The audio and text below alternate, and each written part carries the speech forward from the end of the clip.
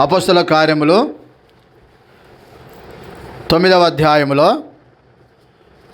31వ వచనము, కావున యూదయ, గలిలయ, సమరయ దేశముల యందంతటా సంఘము క్షేమాభివృద్ధి నందుచు సమాధానము కలిగి ఉండెను. మరియు ప్రభువునందు భయమును పరిశుద్ధాత్మ ఆదరణ కలిగి నడుచుకొనుచు విస్తరించుచుండెను.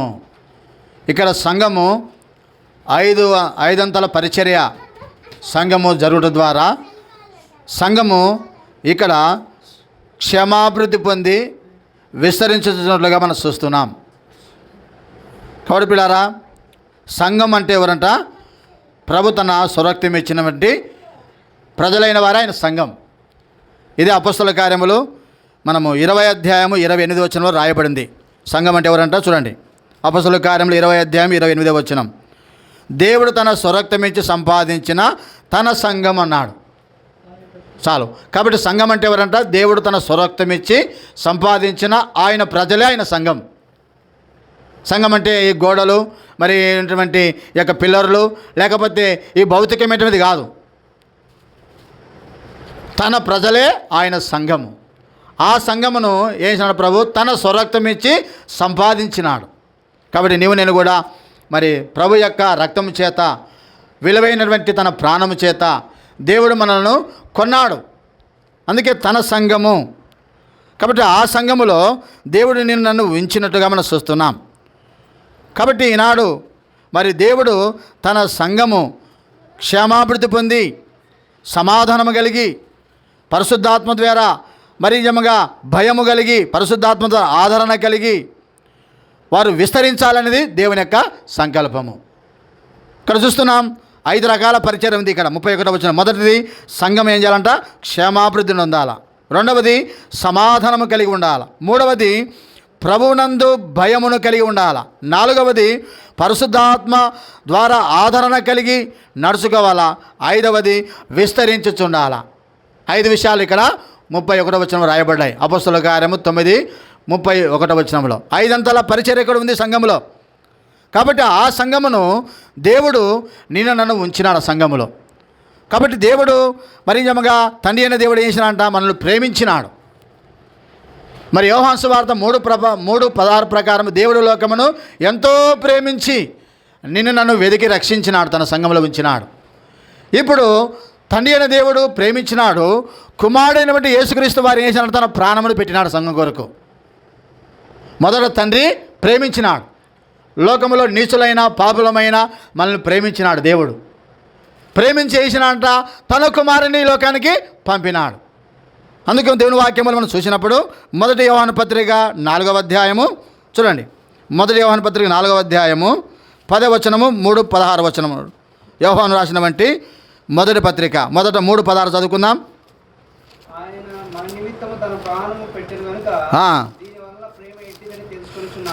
తెలుసుకొనుచున్నాము ఉంటున్నాము. కాబట్టి ఆయన మన నిమిత్తము తన ప్రాణము పెట్టాను. ఆయన అంటే ప్రభు అయిన యేసుక్రీస్తు వారు మన నిమిత్తం ప్రాణం పెట్టినాడు. అది 4వ అధ్యాయం 10వ వచనంలో, మనము దేవుని ప్రేమించటమని కాదు, తానే మనల్ని ప్రేమించి మన పాపములు ప్రాయశ్చిత్తమై ఉండటకు తన కుమారుని పంపాను. తండ్రి ప్రేమించినాడు సంఘములో. నిజముగా ఈనాడు లోకములో నీచులనైన పాపులమైన లోకములో ఉన్న తన వారిని ప్రేమించినాడు. ప్రేమించి తన ప్రియ కుమారుని మన కొరకు పంపినాడు. ఆయన మన కోసం చేసినాడు, ప్రాణం పెట్టినాడు కుమారుడు. ఇప్పుడు పరిశుద్ధాత్మ దేవుడు మనల్ని సంఘములో చేర్చినాడు. ముగ్గురు పరిచర్య చూస్తున్నాం. తండ్రి అయిన దేవుని పరిచర్య, కుమారుడైనటువంటి క్రీస్తు పరిచర్య, పరిశుద్ధాత్మ యొక్క పరిచర్య. అందుకే శిష్యులకు ప్రభు చెప్పిన మాట అదే. మత్తయి సువార్త 28వ అధ్యాయం 19వ వచనం చూడండి. మత్తయి సువార్త 28వ అధ్యాయము 18-19 వచనాలు చూడండి. అయితే వారి యొద్దకు వచ్చి, పరలోకమందును భూమి మీదను నాకు సర్వాధికారం ఇవ్వబడి ఉన్నది. కాబట్టి మీరు వెళ్ళి సమస్త జనులను శిష్యులుగా చేయుడి, తండ్రి యొక్కయు కుమారుని యొక్కయు పరిశుద్ధాత్మ యొక్కయు నామములోనికి వారికి బాప్తిసం ఇచ్చచ్చు. కాబట్టి ఈనాడు దేవుడు శిష్యులకు అప్పగించిన పరిచర్య. ఆ సంఘములో దేవుడు నన్ను చేర్చినాడు. ఈనాడు నీకు నాకు సువార్త ప్రకటించబడింది. ఈనాడు నమ్మిన మనమందరం కూడా శిష్యులుగా చేర్చబడ్డాం. తండ్రి యొక్క పరిచర్య, కుమారుని యొక్క పరిచర్య, పరిశుద్ధాత్మ పరిచర్య చూస్తున్నాం. కాబట్టి దేవుడు, తండ్రి అయిన దేవుడు మనల్ని ప్రేమించినాడు. కుమారుని బట్టి క్రీస్తు మనల్ని ప్రేమించి మన కొరకు ఈ లోకానికి వచ్చి మన కొరకు ప్రాణం పెట్టినాడు. మరి అంతేగాక దేవుని వాక్యము తీతు పత్రిక 2వ అధ్యాయములో ఏం రాయబడింది? తీతు పత్రిక 2వ అధ్యాయము చూడండి, 5వ వచనం. మనము నీతిని అనుసరించిన చేసిన క్రియల మూలము కాక, 3:5, మనము నీతిని అనుసరించిన చేసిన క్రియల మూలము కాక తన కనికరము చొప్పున పునర్జన్మ స్నానము ద్వారా పరిశుద్ధాత్మ మనకు నూతన స్వభావం కలుగజేయడం ద్వారాను మనల్ని రక్షించను.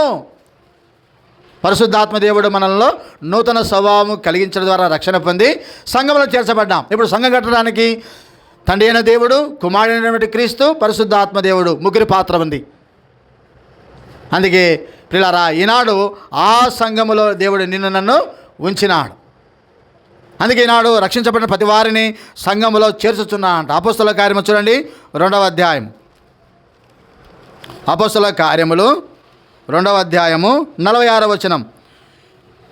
వారు ఏక మనసుకులై ప్రతిదినము దేవాలయంలో తప్పగా కూడుకొనొచ్చు, ఇంటింట రొట్టె విరుచుచు దేవుని స్తుతించుచు ప్రజలందరి వలన దయ పొందిన వారైరి. 47వ వచనం. ఆనందముతోనూ నిష్కపటమైన హృదయముతోనూ ఆహారమును పుచ్చుకొనుచుండిరి, మరియు ప్రభువు రక్షణ పొందుచున్న వారిని అనుదినం వారితో చేర్చుచుండెను.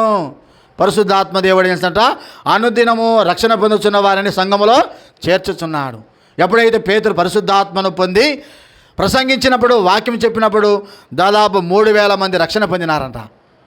ఆ రక్షణ పొందినటువంటి ప్రజలు దేవుని సంఘముగా కట్టబడి వారు అపొస్తల బోధ యందును, సహవాసమందును, రొట్టె విరచడం యందును, ప్రార్థన చేయడం యందును ఎడతెగక ఉన్నారు. వారితో కలిసి అనేకులు రక్షింపబడి వారిని అనుదినము పరిశుద్ధాత్మ దేవుడు సంఘములో చేరుస్తున్నారంట. పరిశుద్ధాత్మని పని ఇదే. యోహాను సువార్త 16వ అధ్యాయం 7వ వచనం ఏం రాయబడింది చూడండి. యోహాను సువార్త 16వ అధ్యాయము చూడండి, 7వ వచనం. అయితే నేను మీతో సత్యం చెప్పుచున్నాను, నేను వెళ్ళిపోవడం వలన మీకు ప్రయోజనము. నేను వెళ్ళని ఎడల ఆదరణకర్త మీదకు రాడు, నేను వెళ్ళిన ఎడల ఆయన మీదకు పంపుదు. 8వ వచనం. ఆయన వచ్చి పాపమును గురిచియు నీతిని గురిచియు తీర్పుని గురించి లోకమును ఒప్పుకొనజేయును. ఆయన అనగా పరిశుద్ధాత్మ దేవుడు. పరిశుద్ధాత్మ దేవుడు ఈ లోకానికి వచ్చి ఆదరణకర్త. ఆయన ప్రతి వ్యక్తిని ఒప్పింపజేస్తున్నాడు. పాపముల జీతం మరణం కాబట్టి నా కుమారుడా పాపం ఒప్పుకొని పాపక్షమాపణ పొంది రక్షణ పొందమని యేసే క్రీస్తు అని ఒప్పుకున్నట్లు చేస్తున్నాడు. యేసు ఆయన రక్షకుడు, ప్రభు అని. అందుకే పరిశుద్ధాత్మ వలన ప్రతి వ్యక్తి ఏంటంటే నూతన స్వభావం కలిగేయడం ద్వారా మనల్ని రక్షించను చదువుకున్నాం. కాబట్టి పిల్లరా, అందుకే సంఘములో దేవుడు తన ప్రజలను కట్టుచున్నాడు. అందుకే కట్టుటలో తండ్రి యొక్క పాత్ర ఉంది, కుమారుడైన క్రీస్తు యొక్క పాత్ర ఉంది, పరిశుద్ధాత్మ దేవుని యొక్క పాత్ర ఉంది. వీరు ముగ్గురు కలిసి ఉన్నారు, ఏకత్వం కలిగి ఉన్నారు, వేరు కాదు. మళ్ళీ గుర్తుపెట్టుకోవాలా. తండ్రి అయిన దేవుడు ఎక్కడున్నాడు? పరలోకమందు ఉన్నాడు. ఆయన నిన్ను ప్రేమించినాడు. దేవుడు లోకమును ఎంతో ప్రేమించిన దేవుడు కుమారుడైన క్రీస్తును నీ కొరకు నా కొరకు లోకానికి పంపినాడు. ఎందుకంటే ఎవరు నశించడానికి ఇష్టము లేక నీవు రక్షణ పొందాలని ఆ కుమారుడైన క్రీస్తు యేసునామం కలిగి లోకానికి రక్షకుడుగా వచ్చినాడు. ఆయన మన కొరకు ఏం చేశాడంట? ప్రాణం పెట్టినాడు. కాబట్టి నీ కొరకు నా కొరకు ప్రాణం పెట్టినవాడు ప్రభు అయిన యేసుక్రీస్తు వారు. అయితే ఈ యొక్క ప్రాణం పెట్టి నీ కొరకే చనిపోయి ఆయన సమాధిపై తిరిగి లేచినాడు. తిరిగి ఆయన వెళుచున్నాడు. వెళ్ళి ఇదిగో ఆదరణకర్త నేను మీదకు పంపుతున్నాను. ఆయన వచ్చి అనగా పరిశుద్ధాత్ముడు వచ్చి మనల్ని సర్వసత్యములోనికి అనగా వాక్యమైన సత్యము, ఆ సత్యమును నమ్మి విశ్వాసం ఉంచి రక్షణ పొంది సంఘములో మనల్ని చేర్చుచున్నాడు. కాబట్టి పిల్లలు ఈనాడు అందుకే ప్రభు తన స్వరక్తం ఇచ్చిన సంపాదించిన ఆ సంఘములో దేవుడు నిన్ను నన్ను ఉంచిన వాడిగా ఉంటున్నాడు. గుర్తుపెట్టుకోవాలా. ఈనాడు సంఘము కట్టబడుచున్నది. అందుకే ప్రభు అన్నాడు దేవుని యొక్క వాక్య భాగంలో చూడండి. మత్తయి సువార్త 28వ అధ్యాయము 28వ వచనం. మత్తయి సువార్త 20వ అధ్యాయము 28వ వచనము. మత్తయి సువార్త 20:28. అలాగే మనిషి కుమారుడు పరిచారము చేయించుకున్నట్టుకు రాలేదు కానీ పరిచారము చేయుటకును అనేకులకు ప్రతిగా విమోచన క్రయధనముగా తన ప్రాణము ఇచ్చుటకు వచ్చెను. నేను నన్ను విమోచించటానికి ప్రాణము ఇచ్చుటకు ఆయన వచ్చినాడు. అందుకే ఇది నా రక్తం అనగా కొత్త నిబంధన రక్తము అనగా పాపక్షమాపణ కొరకు చిందించబడుతున్న నా రక్తము. ప్రభు బలలో ప్రవేశించే ముందు ప్రభు నీ కొరకు నా కొరకు తన ప్రాణం ఇచ్చెను, తన రక్తమును కార్చెను, ఆయన చనిపోయి సమాధి తిరిగి లేచినాడు.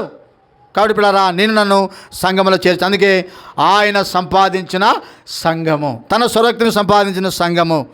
అందుకే ప్రభు అన్నాడు మత్తయి సువార్త 16వ అధ్యాయం 18వ వచనములో, నా సంఘమును నేను కట్టుదునన్నాడు. మత్తయి సువార్త చూడండి 16వ అధ్యాయము పేతురు చెప్పిన మాట 18వ వచనంలో, మరియు నువ్వు పేతురువు, ఈ బండ మీద నా సంఘమును కట్టుదును, పాతాళ లోక ద్వారములు దాని ఎదుట నిలవలేరవని నేనుతో చెప్పుచున్నాను. కట్టేవాడు ఎవరంటమ్మా? సంఘమును కట్టేవాడు ఎవరు? దేవుడు. చాలాసార్లు నేను కట్టినా నా ఆత్మలు అంటాం. నువ్వు ప్రాణం పెట్టినావా, నువ్వు రక్తం కార్చినవా? దేవుడు వాడుకుంటాడు ఒక వ్యక్తిని అంతే. కానీ నా సంఘము, నేను రక్షించిన నా ఆత్మవు నావని చెప్పకూడదు, నువ్వు గుర్తుపెట్టుకోవాలా. చాలాసార్లు నా సంఘము, నేను కట్టిన నా ఆత్మలు నా దగ్గరికి రావాలని కొందరు అంటుంటారు. కానీ దేవుని వాక్యం చెప్పబడింది, ప్రభు నా స్వరక్తమితి సంపాదించిన సంఘం అన్నాడు, నేను ప్రాణం పెట్టినన్నాడు, నా సంఘమును నేను కట్టచునన్నాడు. అందుకే దేవుని వాక్యం, అపోల్లో నేను నాటి తిని అపోల్లో నీళ్లు పోసాను, వృద్ధి కలిగించిన వాడు దేవుడే. ఇత్తనం నాటి కూలివాడు. ఇప్పుడు చూడండి, నువ్వు ఒక పొలానికి వెళ్ళినావు, పొలానికి వెళ్ళిన వాళ్ళు పిలిచినారు, నువ్వు కూలికి వెళ్ళి పొలంలో ఇత్తనం నాటినావు, నీళ్లు పోసినావు, పంట నువ్వు తీసుకుంటావా? నీకు జీతం ఇస్తాడు ఆ పొలం మనిషి. కూలి ఇప్పుడు నాటు ఇచ్చినావండి, పొలంలో నాటు ఇచ్చినాక ఒడ్లు వచ్చినాక నేను కోసుకుంటే ఊరుకుంటాడు పొలం యజమాని. నిన్ను కూలికి పిలిచినా కూలి ఇచ్చినా వెళ్ళిపో అంతే. పొలం యజమానిది. ఇట కూడా సంఘము ఆయనది. ఆయన నిన్ను నన్ను వాక్యం ఆయనది, విత్తనం ఆయనది. దేవుని వాక్యం విత్తనం ఆయనది. దేవుడు వాక్యం ద్వారా నిన్ను రక్షించినాడు. నువ్వు ఆయన ఆత్మ పంట, ఆయనది పంట. ఇది నాదంటే కాబట్టి ఇప్పుడు వృద్ధి కలిగించినటువంటి దేవుడే. అందుకే పౌలు అన్న అపోల్లో నేను నాటినాను, అపోల్లో నీళ్లు పోసినాడు, వృద్ధి కలిగించిన వాడు దేవుడే.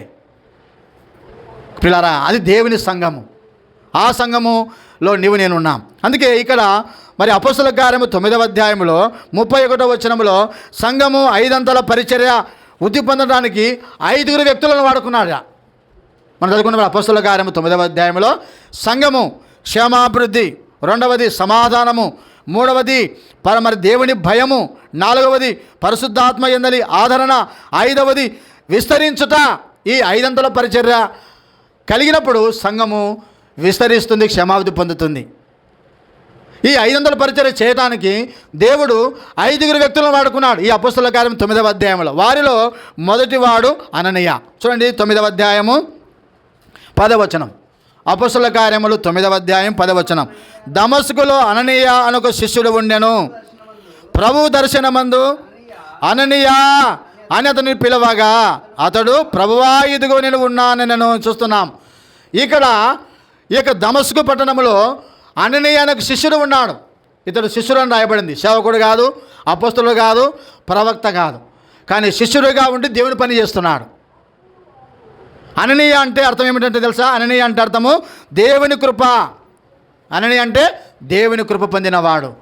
అంతేగాక అననీయ దేవునికి అందుబాటులో ఉండేవాడు. దర్శనమందు అననీయ అని పిలిచినాడు దేవుడు. అప్పుడేమన్నాడు? ఇదిగో ప్రభువా నేను ఉన్నానన్నాడు.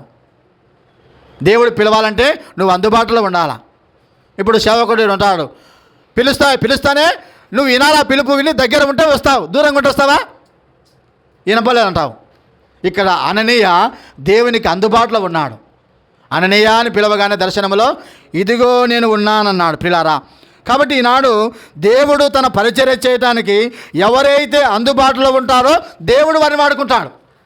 గుర్తుపెట్టుకోవాలి. అననీయ ఎటువంటి వ్యక్తి అంట? మరి దేవుడు పిలవగానే ఇదిగో నేను ఉన్నాను ప్రభువా అన్నాడు. అందుకే దేవుడు అపోస్తులైనటువంటి పౌల రక్షణ పొందటానికి, బాప్తిసం ఇవ్వటానికి అననీయను దేవుడు పిలుచుకున్నాడు.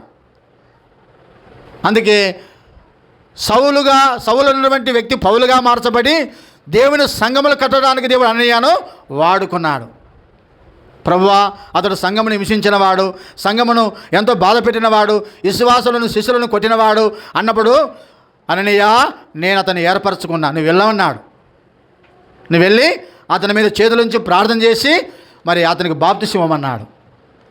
అతడు దుర్మార్గుడే, అతడు అంతకుడే, అతడు మరి సంఘమును పాడు చేసిన వాడే. అయితే నేను అతన్ని పిలిచినాను, నువ్వు వెళ్ళమన్నాడు. దేవుని మాట విని వెళ్ళినాడంట. ఎందుకంటే దమస్కుకి ఎందుకు వస్తున్నాడు? శిష్యులను నమ్మిన వారిని కొట్టడానికి, బంధించడానికి వచ్చినాడు సౌలు. అయితే మార్గంలో దేవుడు సౌలుకు కనబడ్డాడు. సౌలా సౌలా అని పిలిచినప్పుడు ప్రభువా అని ఎవడమంటే హింసించుచున్న యేసును నేనన్నప్పుడు ప్రభువా అన్నాడు. ఇప్పుడు గుడ్డివాడుగా ఉన్నాడు, 3 దినములు ఉపవాసం ఉండి ప్రార్థన చేసుకుంటున్నాడు. అయితే ఇదిగో అతడు ప్రార్థన చేసుకుంటున్నాడు, నువ్వు వెళ్ళు అననీయ అన్నాడు. నేను అతను ఏర్పరచుకున్నా. కాబట్టి దేవుడి మాట విని ఈ అననీయ మరి దేవుని యొక్క పరిచర్య చేసినట్టుగా మనం చూస్తున్నాం. ఇదిగో నేను ఉన్నానన్నాడు. అందుకే దేవుని సేవకు పరిచర్యకు అందుబాటులో ఉన్నావా నువ్వు? సంఘం విస్తరించబడాలంటే, సంఘము క్షేమాభివృద్ధి పొందాలంటే, సంఘము ఆదరణ కలిగి మరి ఏమంగా పరిశుద్ధాత్మ ద్వారా మరి విస్తరించబడాలంటే, అపొస్తలుల కార్యం 9:31 ప్రకారం సంఘం వర్ధిల్లాలంటే నువ్వు సంఘమునికి అందుబాటులో ఉన్నావా? దేవుని సంఘములో నువ్వు అందుబాటులో ఉన్నావా? పరిచర్యకు అందుబాటులో ఉన్నావా? దైవసేవకునికి అందుబాటులో ఉన్నావా? దేవుడు పిలవగానే ఆయన పిలుపుని అందుకొని పరిచర్య చేయడానికి అందుబాటులో ఉన్నావా?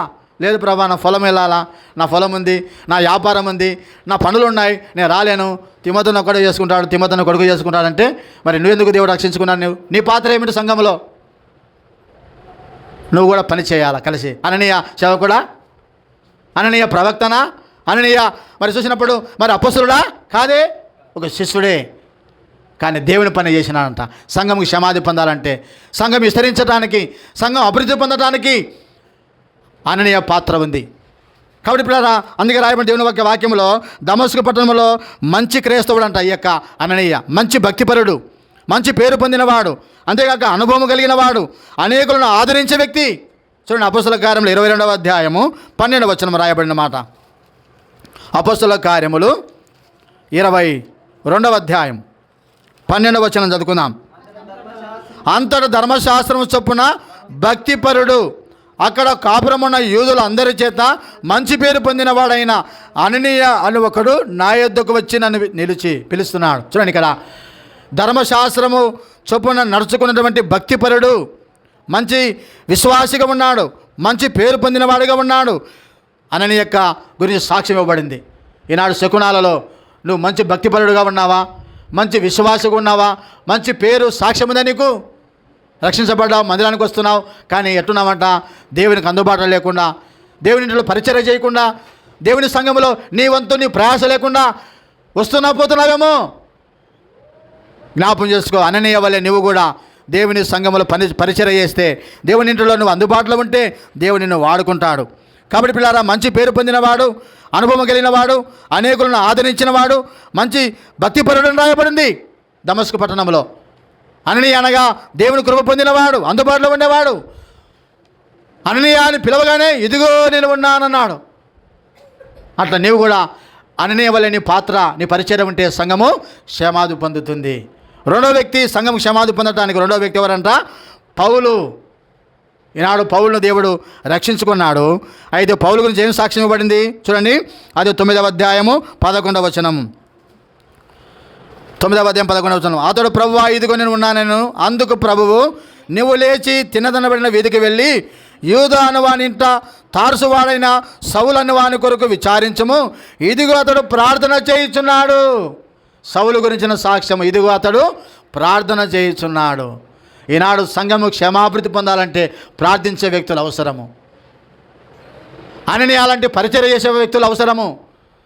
ఆ విధంగా రెండవదిగా సంఘము క్షేమాభివృద్ధి పొంది, సంఘము సమాధానం కలిగి, సంఘము పరిశుద్ధాత్మ ద్వారా భయమును ఆదరణ కలిగి విస్తరించాలంటే అననీయ పరిచేసే వ్యక్తులు కావాలా. రెండవ వ్యక్తి ఎవరంట? సౌలు అనబడిన పౌలు. అతను చేస్తున్నంట ప్రార్థన చేయిస్తున్నాడు. కాబట్టి ఈనాడు సంఘం కొరకు ప్రార్థన చేస్తున్నావా? నశించుతున్న ఆత్మల కోసం ప్రార్థన చేస్తున్నావా? నీ ఇంటి వారి కొరకు, నీ బంధువుల కొరకు, నీ గ్రామం కొరకును, నీ స్వజనుల కొరకు ప్రార్థన చేస్తున్నావా?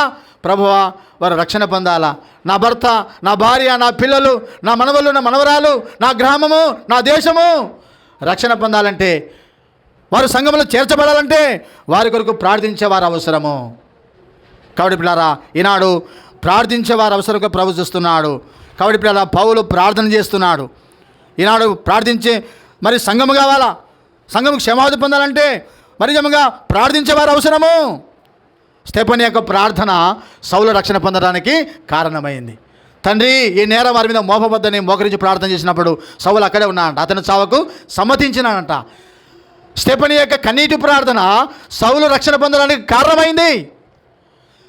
పేతురు చెరసాలలో ఉన్నాడు, సంఘం ప్రార్థన చేసింది. ఆ ప్రార్థన ద్వారా చెరసాల నుండి పేతురు విడిపించబడ్డాడు. ప్రార్థన ద్వారా సంఘములో గొప్ప సూచక్రియలు కనబడుతూ పిల్లారా, బంధకులు ఉన్నవారు, శ్రమలో ఉన్నవారు, దుఃఖంలో ఉన్నవారు విడుదల పొందుతారు. ప్రార్థన చేస్తున్నావా? కాబట్టి పిల్లారా, అనేకసారి మనము మన కోసం ప్రార్థన చేసుకున్నాం. ఈనాడు సంఘం కొరకు ప్రార్థన చేస్తున్నామా? సంఘములో అనేక మంది రోగముల చేత, వ్యాధుల చేత ఉండొచ్చు, బంధకములో ఉండొచ్చు, శ్రమలో ఉండొచ్చు, అప్పుల్లో ఉండొచ్చు, బాధలో ఉండొచ్చు, లేక నీ స్వజనులు మరి సాధారణ బంధుకు ఉండొచ్చు. వారి విడుదల కొరకు నువ్వేం చేయాలా? ప్రార్థన చేయాలా? అడుగుడి మీకు ఇవ్వబడును. కాబట్టి పిల్లారా, సంఘముకు క్షమాధి పొందాలంటే ప్రార్థించేవారు అవసరము. అందుకే ఇదిగో అతడు ప్రార్థన చేయుచున్నాడు. ఈనాడు నువ్వు ప్రార్థించే వ్యక్తిగా ఉండాలని దేవుడు కోరుచున్నాడు. తర్వాత మూడవదిగా సంఘము క్షమాపణ పొంది విస్తరించాలంటే మూడవదిగా వ్యక్తి ఎవరంట? ఇక్కడ ఉన్నాడంట, బర్నబా ఉన్నాడంట. చూడండి, అపొస్తలుల కార్యములు 9వ అధ్యాయం 3వ వ్యక్తి బర్నబా అని గురించి రాయబడింది. 26, 27 వచనములు.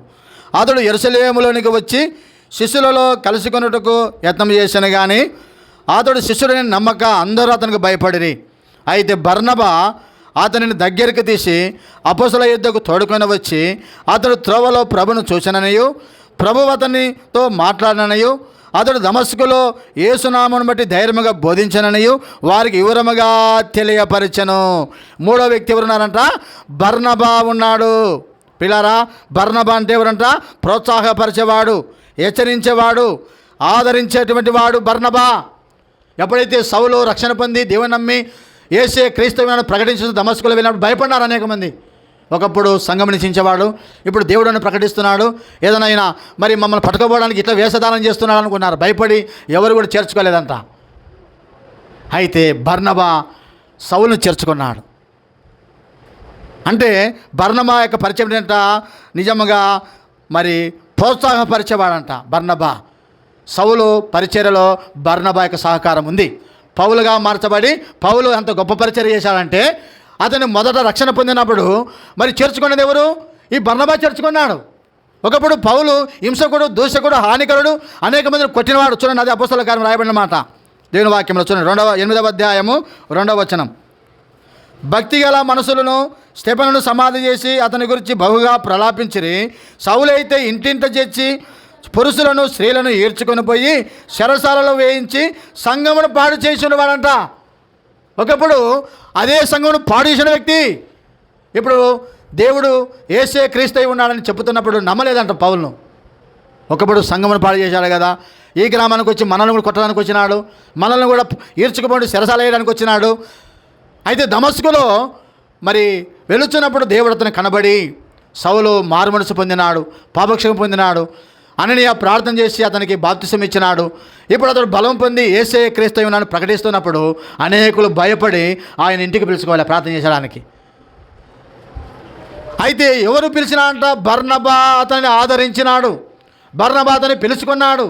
పిలుచుకొని యెరూషలేము తీసుకెళ్ళినాడు. అపొస్తలుల దగ్గరికి పేతురు, యోహాను దగ్గరికి వెళ్ళి, అయ్యా ఇతనికి ప్రభు కనబడినాడు, ఇతడు మారుమనసు పొందినాడు, ఇతడు యేసే క్రీస్తును ప్రకటిస్తున్నాడని వెళ్ళి మరి వారి దగ్గరికి తీసుకెళ్ళినారంట.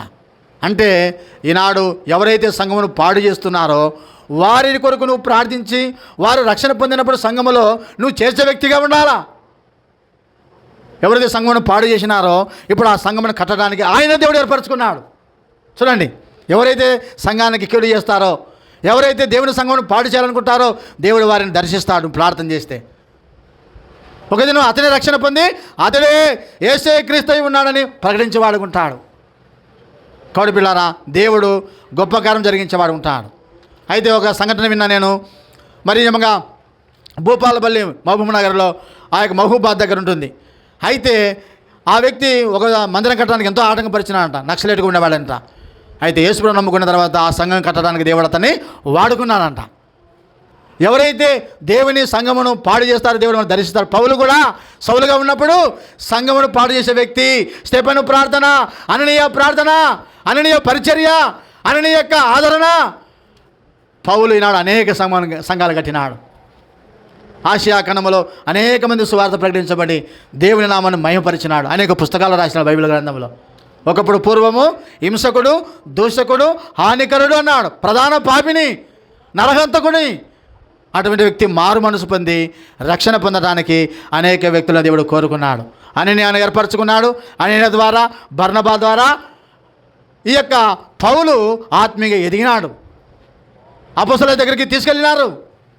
కాబట్టి ఈనాడు ప్రియులారా, ఆ సంఘము క్షమాభివృద్ధి పొందడానికి, సంఘం విస్తరించడానికి, ఆదరణ పొంది దేవుని భయం కలిగి పరిశుద్ధాత్మ వలన వారు మరిజమగా ఆదరించబడి ఎదగటానికి దేవుడు మరిజమగా మొదట అననీయాను, రెండవదిగా పౌలును, మూడవదిగా బర్నబాను ఏర్పరచుకున్నాడు. నాలుగవదిగా మనం చూస్తే దేవుని వాక్యములో చూడండి, నాలుగవదిగా మనం ఇక్కడ చూస్తే దేవుని యొక్క వాక్యములో చూడండి, అపొస్తలుల కార్యములు 9వ అధ్యాయము 32వ వచనం. ఆ తర్వాత పేతురు సకల ప్రదేశములో సంచారము చేయొచ్చు లుద్దాలో కాపురమున్న పరిశుద్ధుల దగ్గరికి ఎద్దకు వచ్చాను. కాబట్టి చూస్తున్నాం, నాలుగో వ్యక్తి ఎవరంట? పేతురు. ఆయన సువార్త ప్రకటించచ్చు, సంచరించచ్చు, మరిజమగా లుద్దాలో కాపురం ఉన్నటువంటి పరిశుద్ధుల దగ్గరికి వచ్చాడు. ఈనాడు సంఘము క్షమాభివృద్ధి పొందాలంటే, సంఘము విస్తరించి ఆదరణ కలిగి మరి సంఘము అభివృద్ధి పొందాలంటే సువార్త ప్రకటించాలి. సంఘములో సువార్త ప్రకటించేవారు అవసరము. సువార్త ప్రకటించకపోతే వినేవారు ఎక్కడ ఉంటారు? వినకపోతే రక్షణ పొందేవారు ఎక్కడ ఉంటారు కదా? కాబట్టి పిల్లరా, ఈనాడు సంఘములో సువార్త ప్రకటించేవారు అవసరం. పేతురు వలె దేవుని వాక్యమును ప్రకటించేవారు, సంచరించచ్చు, వాక్యం ప్రకటించచ్చు. మరి వారి దగ్గరికి వచ్చిన పేతురు అన్యజనులకు సువార్త ప్రకటించడానికి, మరి యూదులైన వారికి ప్రకటించడానికి పౌలును దేవుడు పేతురును ఏర్పరచుకున్నాడు. అయితే అందుకే పిల్లారా, ఆయన సువార్తను ప్రకటించుచున్నాడు. అయ్యో, సువార్త ప్రకటించకపోతే సంఘము క్షేమం ఉండదు, క్షమాభివృద్ధి ఉండదు, సంఘం విస్తరించదు. నూతనాత్మలు సంఘంలో చేర్చబడాలంటే సంఘంలో సువార్త ప్రకటించేవారు అవసరము. నీవు దేవుని సువార్త ప్రకటిస్తున్నావా? దేవుని మాటలు చెబుతున్నావా? నీ పొరుగు వారికి, నీ గ్రామంలో ఉన్న వారికి, నీ బంధువులకు, అయ్యా యేసుప్రభువును నమ్ముకోండి, యేసయ్య మీ పాపములు క్షమిస్తాడు, మీ దోషములు పరిహరిస్తాడు, మిమ్మల్ని స్వస్థపరిచేవాడు, ఈ లోకం విడిచిపెడితే మోక్షం చేరాలంటే యేసుప్రభువే మార్గం ఉన్నాడు. ఆయన సృష్టికర్తైన దేవుడు, ఆయన రక్షకుడైన దేవుడు, నిన్ను ప్రేమించే దేవుడు, నీ కొరకే ప్రాణం ఇచ్చినవాడు, నీ కొరకై చనిపోయి సమాధి పొంది తిరిగి లేచిన దేవుడు ఆయన. నువ్వు చనిపోతే నీ కొరకు మోక్షాన్ని సిద్ధపరిచే దేవుడు ఆయన. కాబట్టి నీకు శాంతిని, నెమ్మదినిచ్చేవాడు. ఆయన దగ్గరకు వచ్చి నీకు క్షమాపణ ఉంది. కానీ ఈ సువార్త మాటలు ప్రకటిస్తున్నావా? దేవుని మాటలు నీ పట్ల చేసిన మేలు, ఉపకారములను ఇతరులకు తెలపరుస్తున్నావా? జగపోలిలో స్వస్థత పొందిన వ్యక్తి వెళ్ళి అనేకులకు ప్రకటించినప్పుడు అనేకులు ఆయన దగ్గరకు వచ్చినారు. సమరయ స్త్రీ, ఇదిగో నేను చేసినవన్నీ తెలిపిన ఈయన క్రీస్తు కాడా అని సమరయులందరికీ చెప్పిందంట. అనేకులు యేసుప్రభువునందు విశ్వాసం ఉంచినారంట. సమరయ స్త్రీని బట్టి ఆ గ్రామం రక్షణ పొందినారు. నిన్ను నన్ను బట్టి మన గ్రామంలో రక్షణ పొందుతున్నారా? దేవుని దగ్గరికి వస్తున్నారా?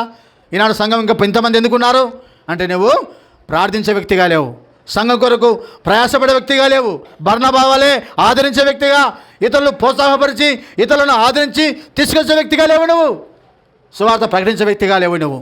అందుకే ఈనాడు సంఘము క్షమాభివృద్ధిని ఉండటం లేదు. ఎంతమంది ఉన్నాం? అంతమంది ఉన్నాం. కారణం ఏమిటి? ఈనాడు ఆ పరిచర్య జరగాల, అననీయ లాంటి పరిచర్య జరగాల, పౌలు లాంటి ప్రార్థించి పరిచర్య కావాలా, అంతేవిధంగా బర్నబా లాంటి హెచ్చరించి ఆదరించి చేర్చుకొని దేవుని దగ్గరికి తీసుకొచ్చే వ్యక్తిగా వారధిగానే ఉండాలా. నాలుగవదిగా సువార్త ప్రకటించే వ్యక్తిగా ఉండాలా. అయ్యా నాకు చదువు రాకపోయినా విన్న మాటలు చెప్పొచ్చు, ఏమైతే చెప్తున్నామో ఇక్కడ ప్రకటించబడుతుందో విని ఇతరులకు చెప్పొచ్చు. మాట్లాడుతున్నాము కదా, మాటలు వచ్చాయి కదా, స్వాత రకాల మాటలు వచ్చాయి. యేసయ్యను నమ్ముకోండి, మాటలు చెప్పు, ఆమె కొరకు ప్రార్థన చేయి, ఆమె కొరకు దేవుని సన్నిధిలో దేవుడు దర్శిస్తాడు. కాబట్టి పిల్లారా, దమస్కులో ఏ విధంగా సౌలు దర్శించబడ్డాడో ఆ దర్శనానికి అవిధేయుడిగాక దేవుని సేవకు సమర్పించుకున్నాడు సౌలు అనబడిన పౌలు. ఈనాడు అనేక సంఘాలు కట్టడానికి అతని కొరకు సంఘం ప్రార్థన చేసింది. అననీయ ప్రార్థన చేసినాడు, తర్వాత స్టెఫెను ప్రార్థన చేసినాడు. కాబట్టి ఈనాడు అందుకే అతను రక్షణ పొందినాడు. ఈనాడు రక్షణ పొందాలంటే నేను కూడా సంఘము కొరకు, ఆత్మల కొరకు, అనేకులకు ప్రార్థించే వ్యక్తిగా, సువార్త ప్రకటించే వ్యక్తిగా, బర్నబా వలె ప్రేమించి చేర్చుకొని ఆదరించి హెచ్చరించుతున్నావా? హెచ్చరిక పుత్రుడిగా ప్రోత్సాహపరుస్తున్నావా? ఈనాడు ప్రోత్సాహము, ఆపదలు ఉంటే, ఇబ్బందులు ఉంటే, అప్పులు ఉంటే ఆదరించు. నాకు సహోదరుడా, సహోదరి, దేవుడు మీ కష్టము తీర్చేవాడు ఉంటాడు. దేవుని దగ్గరికి రండి, మీ సమస్యలు తొలగిపోతాయి. ఆయన మిమ్మల్ని బాగు చేసేవాడు, మిమ్మల్ని స్వస్థపరిచేవాడు. దేవుని మాటలు చెప్పు, దేవుని దగ్గరికి రా, దేవుడు ఆదరించేవాడుకుంటాడు. కాబట్టి పిల్లారా, మరి పేతురుల వంటి మరి పేతురు వేసిన అంట మరి ఆ యొక్క లుద్దాలో కాపురమైనటువంటి తబిత దోరక అనబడే స్త్రీ ఆమె కాయలబడి రోగం వచ్చి చనిపోయినప్పుడు పేతురు వెళ్ళి ఆమె మీద చేతులుంచి ప్రార్థించగా ఆమె బ్రతికింది. చూడండి, అది 9వ అధ్యాయము 40వ వచనములో. పేతురు అందరిని వెలుపలికి పంపి మోకాళ్ళని ప్రార్థన చేసి శవ వైపు తిరిగి తబితా లెమ్మనగా ఆమె కన్నులు తెరిచి పేతురును చూసి లేచి కూర్చుండెను. అప్పుడు ఆమెను చేయి ఇచ్చి లేవనెత్తి పరిశుద్ధులకు విధవరాలకు పిలిచి ఆమెను సజీవురాలుగా వారికి అప్పగించెను. ఇది యొప్పే అంతటా తెలిసినప్పుడు అనేకులు ప్రభునందు విశ్వాసం ఉంచిరంట. పేతురు యొక్క పరిచర్య ద్వారా అనేకులు విశ్వాసం ఉంచినారు. దేవుడు చనిపోయినటువంటి తబితాను బ్రతికించినాడు పేతురు ద్వారా. వాక్యము బ్రతికించింది, సువార్త ప్రకటించబడింది. అనేకులు పాపము చేత అపరాధం చేత సచ్చిన వారు బ్రతికించబడ్డారు. కాబట్టి దేవుని వాక్యం బ్రతికించేది ఉంది. కాబట్టి పిల్లారా, ఇక్కడ చూస్తున్నాం, 4వదిగా పేతురు పరిచర్య ద్వారా అనేక మంది విశ్వసించినారు, అనేక మంది స్వస్థత పొందినారు, అనేక మంది రక్షణ పొందినారు. చివరిగా చూస్తే 5వది దోరక బ్రతికినప్పుడు ఎలాంటిదంట దోరక చూడండి. 5వదిగా చూసినప్పుడు 9వ అధ్యాయం అపొస్తలుల కార్యము 9వ అధ్యాయము 36వ వచనం. మరియు యొప్పేలో తబితానొక శిష్యురాలు ఉండెను, ఆమెకు భాషాంతరమున దోరక అని పేరు. ఆమె సత్క్రియలు ధర్మకార్యములు బహుగా చేసి ఉండెను. ఈ యొక్క తబితా యొక్క పరిచర్య ఏమిటంట? దోరక పరిచర్య. ఆమె దయాగుణము కలిగిన స్త్రీ, ధర్మకార్యములు కలిగిన స్త్రీ, సత్క్రియలు కలిగిన స్త్రీ, రక్షణ పొంది సంఘములో ఉంది. ఆమె సేవకురాలు కాదు, ఆమె మరిజమ్మగా ఎటువంటి ఒక విశ్వాసి, సద్గుణము కలిగిందంట, మంచి గుణం ఉంది. సంఘములు ఎవరు పేదవారు ఉన్నారు, సంఘములు ఎవరు విధవరాలు ఉన్నారు, వారికి బట్టలు కుట్టించేదంట. వారు బట్టలు లేకపోతే ఈమె కుట్టించి వారికి కూలి కూడా తీసుకునేది కాదంట. ఆమె మిషన్ పని చేస్తుంది, టైలరు ఆమె వృత్తి.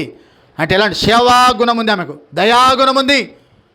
పేదవారి ఎడల, పరిశుద్ధుల ఎడల, లేని వారి ఎడల సేవాగుణం, దయాగుణం, ప్రేమగుణం ఉంది. నీవు కూడా సహాయం చేసే ధర్మకార్యం నీలో ఉండాలి. ఆ ప్రేమ అనేకులను ప్రభు దగ్గర తీసుకొస్తుంది. ఆతిథ్యం చేయ మరవకుడి అన్నాడు, పరిచర్య చేసేది మరవద్దన్నాడు.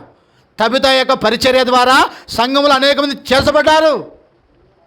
అందుకే ఆమె కాయలబడి చనిపోయినప్పుడు వెంటనే పేతురుకు వర్తమానం పంపినారు. అయ్యా, సంఘములో ఫలాని సహోదరి కాయలబడి రోగం వచ్చి చనిపోయిందయ్యా, నువ్వు వచ్చి ఒకసారి వచ్చి ప్రార్థన చేయని పేతురుకు వర్తమానం పంపినారు. అప్పుడు పేతురు వచ్చి చూడండి, ఆమె కొరకు ప్రార్థించినట్టుగా చూస్తున్నట్లయితే 37వ వచనం 9వ అధ్యాయం అపొస్తలుల కార్యములు 37. ఆ దినముల యందు ఆమె కాయలపడి చనిపోగా వారు శవమును కడిగి మేడగదిలో పరుండబెట్టిరి. లుద్ద యొప్పేకు దగ్గర ఉండడు చేత పేతురు అక్కడ ఉన్నాడని శిష్యులు విని అతడు తరువు చేయక తమ యుద్ధకు రావాలని వేడుకొని 2 మనుషులను అతని దగ్గరకు పంపిరి. పేతురు లేచి వారితో కూడా వెళ్ళి అక్కడ చేరినప్పుడు వారు మేడగదులు అతనికి తీసుకొని వచ్చిరి.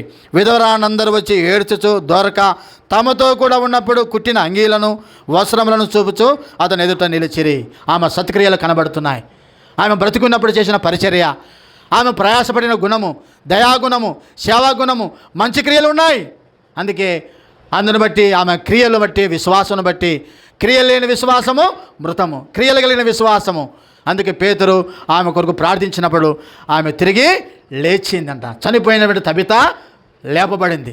ఎంత ఉద్యమము సంఘంలో చూడండి పిల్లారా. అందుకే సంఘము యూదయ, గలిలయ, సమరయ దేశములంతటా సంఘం అభివృద్ధి నందుచు సమాధానము కలిగి ప్రభువునందు భయమును పరిశుద్ధాత్మ యందలి ఆదరణ కలిగి నడుచుకునొచ్చు విస్తరించుచుండెను. ఈ 5 పరిచర్య దేవుడు ఈ 5 ద్వారా జరిగించినాడు. అపొస్తలుల కార్యము 9వ అధ్యాయంలో 5 వ్యక్తులను వాడుకున్నాడు. వారిలో మొదటివాడు అననీయ, రెండవ వారు పౌలు అనబడిన సౌలు, 3వ వ్యక్తి బర్నబా, 4వ వ్యక్తి పేతురు, 5వ వ్యక్తి తబిత అనబడిన దోరక. మరి వీరిలో మనం ఉంటున్నామా? వీరి వలె దేవుని కొరకు ప్రయాసపడేవారముగా, పనిచేసేవారముగా, ప్రార్థించేవారముగా, ఇతరులను దేవుని దగ్గరికి తీసుకొచ్చేవారముగా, సువార్త ప్రకటించేవారముగా, తబిత వలె దేవుని సన్నిధిలో, దేవుని సంఘములో, సంఘం వెలుపటి వారి ఎడల ఈ సేవాగుణము, దయాగుణము కలిగి ఉంటున్నామా? కలిగి ఉంటేనే సంఘము గలిలయ, యూదయ, సమరయల దేశంతటా క్షేమాభివృద్ధి ఉంది. ఈనాడు శకునాలలో ఉన్నట్టు షియోను మందిరము సంఘము క్షమాభివృద్ధి పొంది, సమాధానము కలిగి, భయము కలిగి, పరిశుద్ధాత్మ ఆదరణ కలిగి సంఘము విస్తరించాలంటే ఈ 5 రకాల పరిచర్య సంఘములో అవసరము. ఒక అననీయ వలె నీవు నేను ఉండాలా. ఒక సౌలు వలె ప్రార్థించే పౌలు వలె ఉండాలా. బర్నబా వలె నీవు నేను ఉండాలా, పేతురు వలె నీవు నేను ఉండాలా. అదేవిధంగా తబిత శిష్యుల కొరకు మరి నిజంగా మరి ఒక స్త్రీ పరిచర్య చేసిందంట. ఈనాడు అటువంటి పరిచర్య కావాలని దేవుడు కోరుచున్నాడు ప్రియులారా. కాబట్టి ఈనాడు అటువంటి గుణం కలిగి పరిచర్య చేస్తే సంఘము క్షేమాభివృద్ధి పొందుతుంది, సంఘం విస్తరిస్తుంది, సంఘం అభివృద్ధి పొందుతుంది, సంఘంలో అనేక ఆత్మలు చేర్చబడతాయి. అందుద్వారా దేవుడు నీకు జీతం ఇచ్చేవాడుకుంటాడు, నీకు బహుమానం ఇచ్చేవాడుకుంటాడు. పౌలు అన్నాడు కదా, ఇదిగో నా పోరాటము పోరాడి తిని నా పరుగు తుదమెట్టించింది, నా కొరకు జీవకిరీటం ఉంది. నా కొరకే కాదు, మీకు కూడా ఉంది ఆ జీవకిరీటము. కాబట్టి దేవుడు నీ కూడా ఇదిగో వాళ్ళ నమ్మకమైన దాసురాలా, నీ క్రియల చొప్పున నీకు బహుమానం ఇవ్వడానికి నా యొద్ద జీతం ఉంది. దేవుడు నీకు జీతం బహుమానం ఇవ్వబోతున్నాడు. అది శాశ్వతమైనది ప్రియులారా. ఈ లోకంలో ప్రభు కొరకు ఎవరైతే ప్రయాసపడతారో అందుకే ప్రభునందు మీ ప్రయాసము వ్యర్థము కాదని ఎరిగి సంఘములు స్త్రీలుగా కదలన వారిగా ఉండాలా.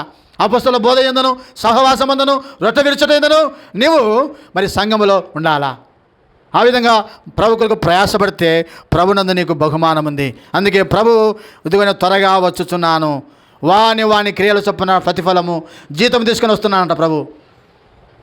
ప్రకటన గ్రంథం రాయబడింది మాట 22వ అధ్యాయంలో, ఇదిగో నేను త్వరగా వచ్చుచున్నాను. ఆ మాట చూసుకొని మనము ముగించుకుందాం. చూడండి, ప్రకటన గ్రంథము చివరి అధ్యాయము 22వ అధ్యాయం, ప్రకటన 22వ అధ్యాయంలో ప్రభు చెబుతున్న మాట మనం చూసినప్పుడు మరి చూడండి 12వ వచనం, ఇదిగో త్వరగా వచ్చుచున్నాను, వాని క్రియల చొప్పున ప్రతివానికి ఇచ్చుటకు నేను సిద్ధపరిచిన జీతం నా యొద్ద ఉన్నది. ప్రతివానికి ఉంది. ప్రతివాడు ఎవరైతే తన కొరకు కాక దేవుని కొరకు, దేవుని సంఘం కొరకు ప్రయాసపడతాడో, ఆత్మల కొరకు ప్రయాసపడతాడో, సంఘం క్షేమాది పొందడానికి క్రయం చెల్లిస్తాడో, ఎవరైతే సువార్త ప్రకటించి సంఘం కొరకు కన్నీరు గారుస్తారో, ఆత్మల కొరకే ప్రయాసపడి దేవుని దగ్గరికి తీసుకొని వస్తారో, ఒక అననీయ వలె, ఒక పౌలు వలె, ఒక బర్నబా వలె, ఒక పేతురు వలె, ఒక తబిత అనేటువంటి దొరక వలె ప్రయాసపడతారో వారికి బహుమానం ఉంది, సిద్ధపరిచిన జీతం ఉంది. దేవుడు ఇచ్చడానికి సిద్ధంగా ఉన్నాడు.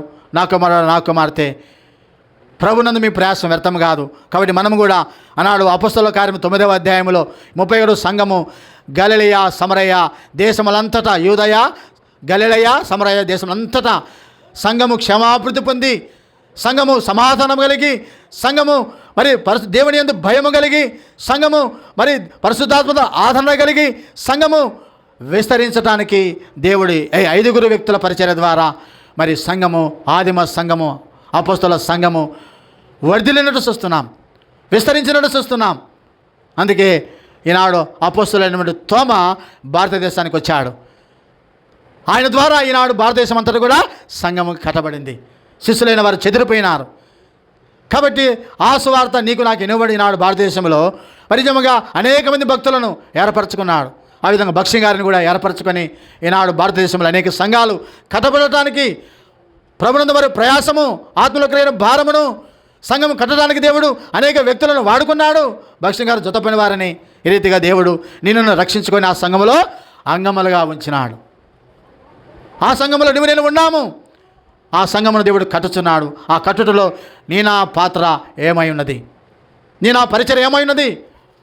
కాబట్టి ఇప్పుడు ప్రతివాడు తాను కట్టుకొనొచ్చు అనేకులను కట్టడానికి ఉపయోగించే పాత్రగా, పనిముట్టుగా ఉండాలని ప్రభు కోరుచుకున్నాడు. మనం కట్టబడి అనేకులను కట్టవారిగా ఉండాలి. కాబట్టి మనము ఎదిగి అనేకులను ఆత్మీయంగా మరి బలపరచడానికి దేవుడు వాడుకుంటాడు. నువ్వు సిద్ధంగా ఉండి ఇతరులు అనేకులను సిద్ధపరచాలా. నువ్వు సిద్ధంగా ఉండమన్నాడు, ఇతరులను సిద్ధపరచమన్నాడు.